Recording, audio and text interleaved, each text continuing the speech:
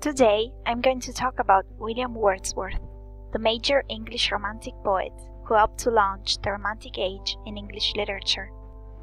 William Wordsworth was born in Cumberland, now called Cumbria, in the English Lake District on the 7th of April, 1770, the second of 5 children. Wordsworth's parents were John Wordsworth and his wife, Anne Cookson. William's mother died when he was 7 years old, and he became an orphan at the age of 13 years. Wordsworth's father, although rarely present, did teach him poetry, including that of Milton, Shakespeare, and Spenser, in addition to allowing his son to rely on his father's library.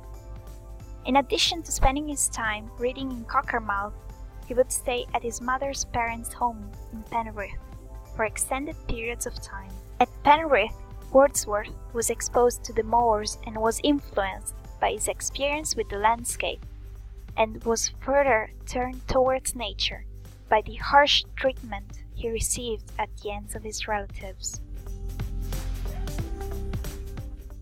He was educated at St. John's College, Cambridge, and in 1790 he went on a walking tour of France and the Alps.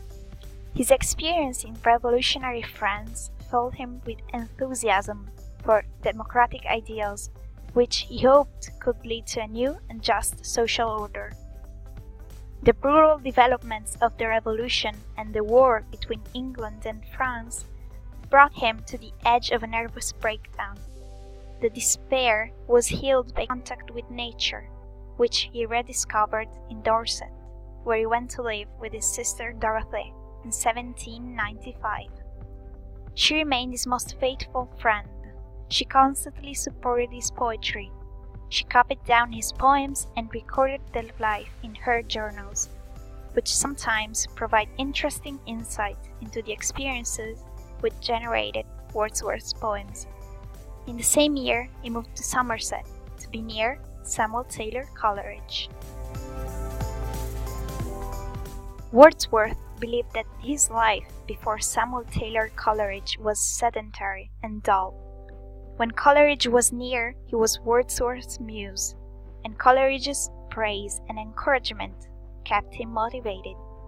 Dorothy described Wordsworth while around Coleridge when she wrote, "His faculties seem to expand every day. He composes with much more facility than he did." Their friendship proved crucial to the development of English Romantic poetry. They produced a collection of poems called Lyrical Ballads, which appeared anonymously in 1798. The second edition of 1800 contained Wordsworth's famous preface, which was to become the manifesto of English Romanticism.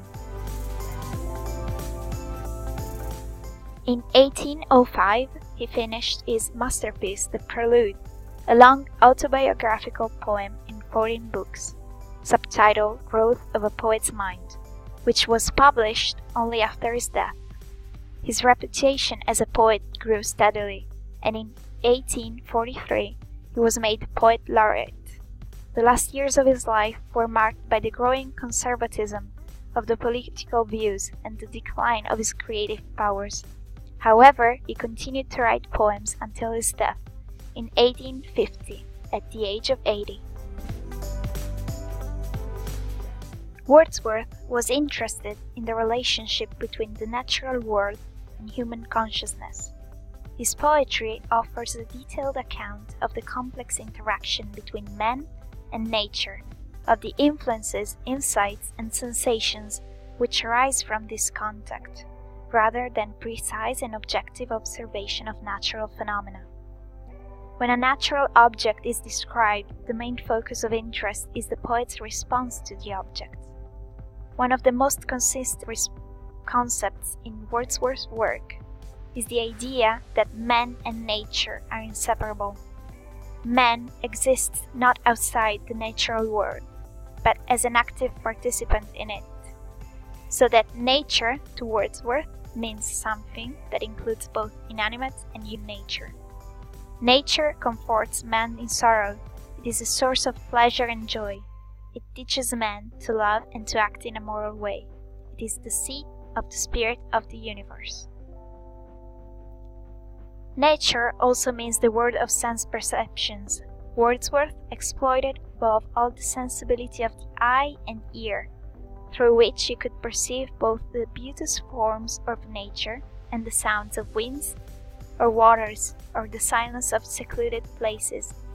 Sensations lead to simple thoughts, which later combine into complex and organized ideas.